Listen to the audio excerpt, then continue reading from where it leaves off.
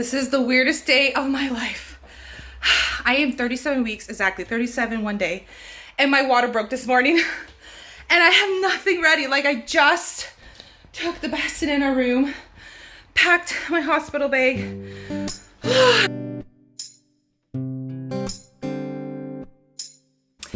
Hey everyone, welcome to my channel. This is my baby. It's almost 2 weeks since I had her. I wanted to share her birth story and the labor and delivery and everything while it's fresh in my mind. Now my baby girl is right here.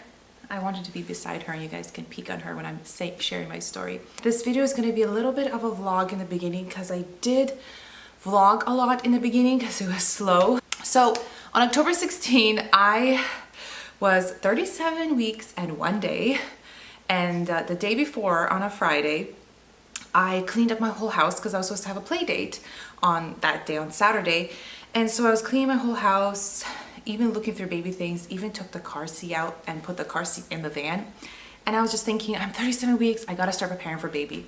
So I guess doing all that work made my water break. Around like 5:30 a.m., I kind of felt like I was getting wet, like, oh, I feel like I'm peeing myself. So I moved a little bit to the side and I could feel like this, more water wants to come out. So I kind of slid my bum off my bed just in case I don't make my bed wet.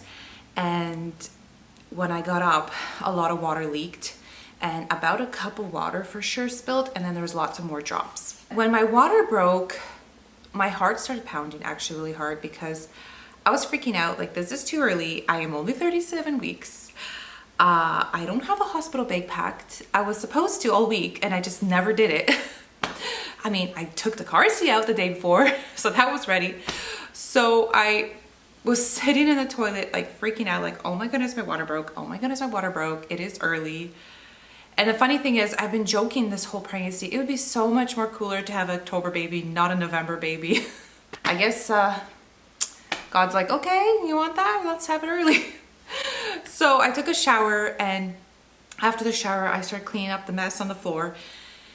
And I think it was already 6:30 in the morning when I finished the shower and everything. And I just quickly started packing the hospital bag because I was so like shaky and like I felt lightheaded because I think I got so scared. I don't know if my blood pressure went really high or what it was.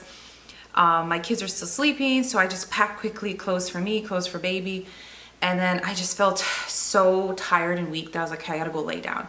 So I went back to bed. I'm not sure if I fell asleep, but I just laid a bit until the kids woke up.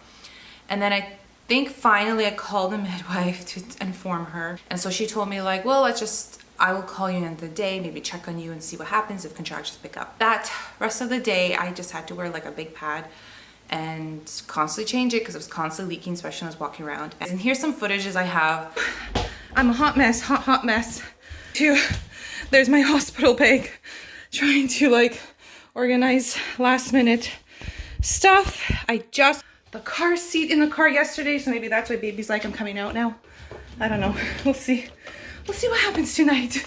Here is my 37 week bump. I can't believe it. It's getting real. It's so weird. I don't know. Hopefully I go into labor soon. I cleaned up, organized as much as I could, put this bouncer together, and I got a little helper. Mom, the baby sister gonna do like this. Yeah, she's gonna come now. I just got in mail breast pads. Gonna go for a walk. Hopefully that will induce some contractions because it is already dinner time and I still don't have any contractions. So it's been like 12 hours since water broke. Midwife came by and she said for sure it's water broke. So yeah, I gotta get these contractions to start or I'm gonna be induced tomorrow. So my mother-in-law took the kids that evening and I decided I'm just gonna rest. I'm not gonna like do curb walking or bouncing on a ball. Like I'm just going to rest and take it easy because I just had this feeling like I need energy for the next day. Well, it's the next day. It's been more than 24 hours since my water broke and no contractions. I feel so disappointed. My body's not doing anything. I'm gonna try to bounce in the ball, but I'm just waiting for the midwife to call me. She actually had to end up going to a birth. So when she's done that, she'll call me and we'll probably go hospital and I'll get Pitocin or something. But I don't know, maybe I need to go up down the stairs, jump in a ball, use the breast pump or something to try to get contractions. It was hard to sleep last night because my brain was like, couldn't stop thinking that I'm like, I don't want induction. But I finally fell asleep later on, and so I got to sleep in at least till 7:30. I just feel so sleepy still, trying to wake up. Maybe I need a coffee. But yeah, gotta do some movement now and hopefully start something. It's October 17th, so we'll see if baby's gonna be born today or what. I don't know. Maybe Pitocin will help me give birth fast. I don't know. I'm just nervous about it. Here I am, bouncing on a ball. It is almost 9 o'clock, so we'll see what happens. I made myself red raspberry tea. Can't wait to have baby right here beside me soon. This is it. Going to the hospital. Midwife said come at 10:30. I'm probably gonna get some kind of induction. I hope it's fast and not long. So when we were driving to the hospital, I actually felt so emotional and upset because I just felt like, why is my body not doing what it's supposed to? I don't want to be induced. I really wanted to have the birth like my second, where I labor at home and then I go only to the hospital when contractions are closer and things are faster. So I felt kind of worried and stressed, like what's going to happen? Am I going to be in the IV? I just wanted to avoid any kind of medical intervention. When we arrived there, they checked me and I was 2 centimeters, no contractions happening. So they gave me these 2 pills. I don't know the name, but it kind of softens your cervix and starts things up. And they said they'll check on me in 4 hours. So I took these pills and right away I started feeling cramps, and it was like very light period cramps, very easy. And they were like every 4 minutes kind of thing. So during those 4 hours, I was bouncing on a yoga ball they gave me. I was walking around my room. Because of COVID, they don't want anyone walking the hallways.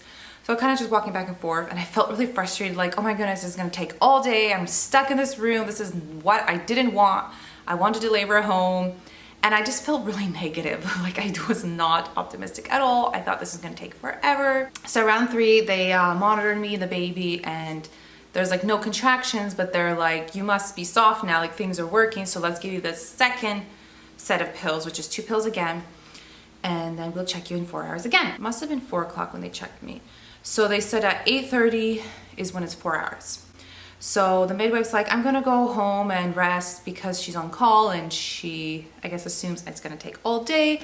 So she left for the day, and that hospital, like birth center, has like on the floor midwives there, so they'll check on me. Gave me an iPad, which was nice. So I was able to listen to some worship music and just other music to just kind of help me relax, because I felt really negative and like, oh, this is gonna take all day. My husband's just sleeping. He enjoyed the quietness, but I was like, I want things to start picking up. Like, I don't want to be here and nothing's happening. So once the second dose of pills, it started getting more crampy. And I think after an hour or 2, it was like, oh, I have to breathe through it now. Like, whew, it's getting stronger, you know, like I'll breathe through them and close my eyes and just relax. So I would sit on a yoga ball and kind of breathe through the contraction. The midwives were like, we're leaving at 7:30. It's gonna be a new midwife floor coming, you'll meet her, whatever. So I was just around 7:30 having stronger cramping. I'd say it's strong cramps where I had to breathe through them, and it was all in the stomach area, go down to like the back. It was very different than my second birth, my second son, where it was all back labor. So it's kind of nice not to have the back labor. And then so when the new midwife came, it was 8:30, where it was like 4-hour mark, and she's like, okay, lay down, let's monitor you. And when I was laying in the bed and I was talking to her, the contractions, you know, they were getting stronger, but I was able to like talk through it. And then there was a couple times where I'm like, ooh, I can't talk at all. I had to close my eyes and like breathe through it. And I would tell her like, oh, ever since I'm laying here, it's getting stronger. And she's like, well, that's good.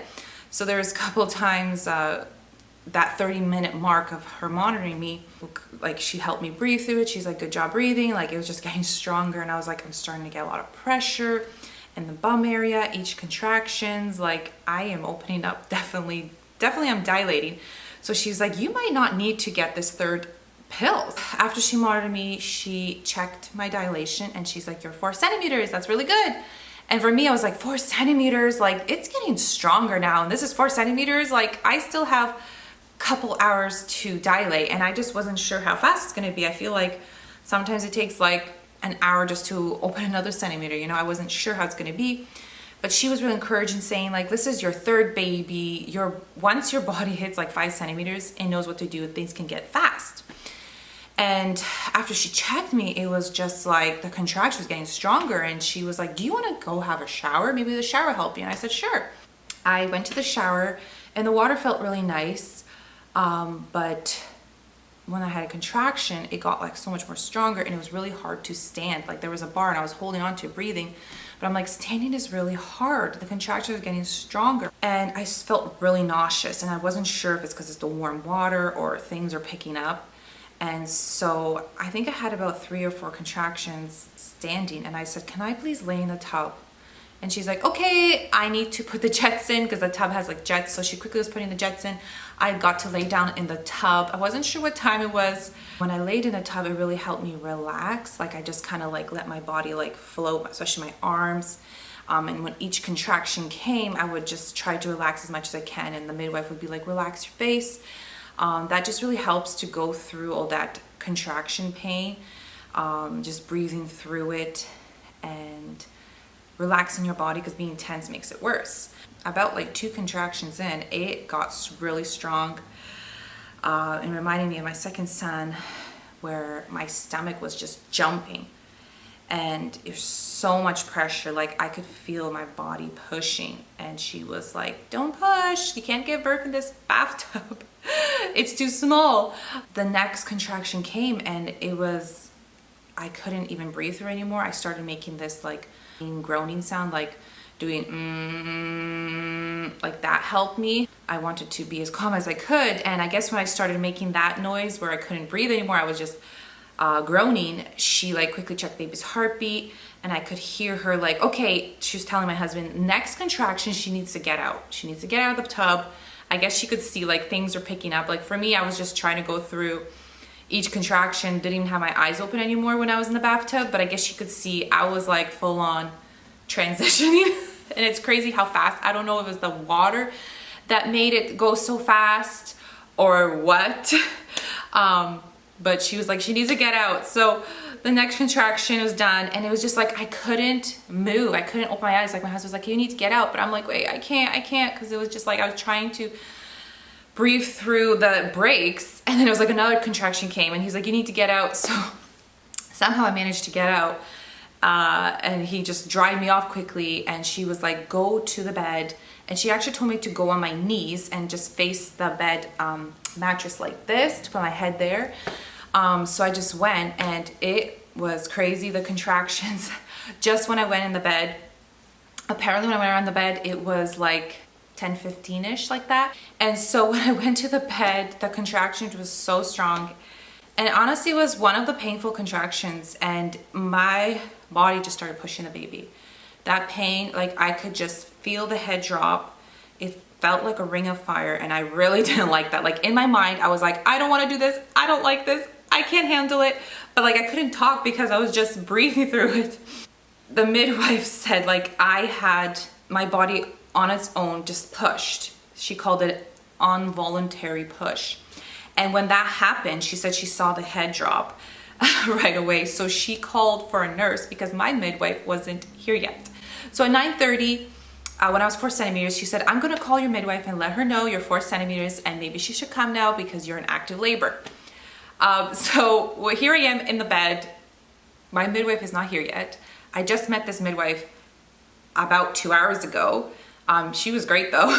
Here she's alone and she's calling for a nurse. Like I hear her while I'm just breathing through it. Like she needs a nurse. She needs someone to come and help because I'm gonna have this baby. So when I'm looking back, the midwife said at 10:16, I had this involuntary push. So she's like, you can push now.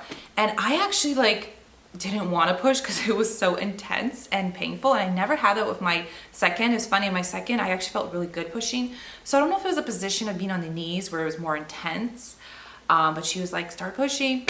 So I started to push and it was really painful, surprisingly. Like really, I had that ring of fire burning. So I really hated it, but she was like, keep pushing. And she guided me to push the head. So she was like, stop for a second. Okay, keep going, stop for a second. They really didn't want me to tear. But I think it was about 2 or 3 pushes in the head. And then after, I think it was like 1 or 2 pushes and her body was fully out. The best feeling ever is when the head is out. Yeah, it was not comfortable at all, but I pushed for 10 minutes. Which was nice and quick. And so my baby girl was born at 10:26 p.m., which is crazy to think that at 9:30 p.m. she checked me, I was 4 centimeters. So within an hour, I gave birth. Like I was in active labor. They considered me in active labor for 1 hour. I'll say like maybe total like labor 2 hours for sure was like the biggest pain.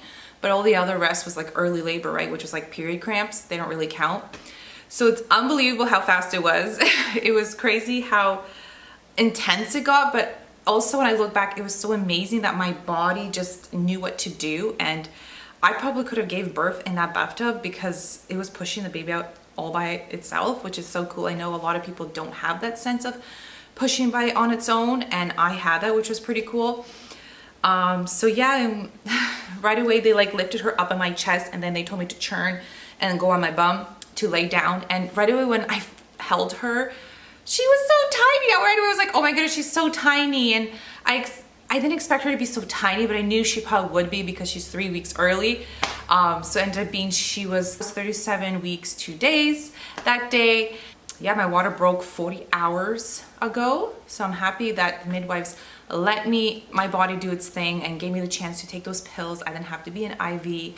And the funny thing is, when I finally just laid on my back holding my baby girl, my midwife shows up. It was so funny. I actually have a picture of my face where I was like, I had her. And she's like, what? She lived 40 minutes away and she was like speeding. She said she was driving so fast trying to make it. Yeah, and she didn't make it. So she just delivered the placenta with me. But they were like, oh my goodness, you could have totally had a home birth if I didn't need those pills because things got so fast. Right away after, I had 1 hour of snuggling with her and nursed her. She latched really well, which was awesome. And then after, they were able to check her and she was 6 pounds 4 ounces, the tiniest baby I've ever held. And she was so little. I guess maybe if I had her 40 weeks, she would have been 7 pounds, but she was a perfect little girl. And we named her Emma Rose. That is my birth story. If you are a first-time mom or you've never thought of having labor without an epidural or something, I want to encourage you, don't be scared of the pain. I've had 2 births now with no medication, and honestly, they're the best births. The recovery is amazing. I had no stitches with her, and which is very helpful. Honestly, I feel better after birth than being pregnant. I just want to encourage you, it is possible to have a natural birth and it to be positive. And when I had my second and I wanted to have a natural birth, and then with this one, I had no fear at all. I think of the pain as it's intense tension, and just imagine your body opening and just breathe through it. Don't have fear of this pain. Relax your body. My advice is to relax your body, like midwife said, even relax your face, just relax your body while you have contractions, and it goes up and it goes down and you have breaks in between, which is nice. In the end, when you feel like at a point where like, I can't do this, this is too hard, that's when you know the baby's already coming. So the hardest part, it's gonna be quick because the baby's already coming. Honestly, this pain is not bad. That's how I think it is. This is good pain, where in the end result, there's gonna be a baby. And this suffering is not going to be forever, and I wouldn't really say it's suffering. And it's crazy to think I just gave birth almost 2 weeks ago, and I'm not afraid of labor. I feel like labor, giving birth, is just one day. Raising a baby, the sleepless nights, that's the hard thing.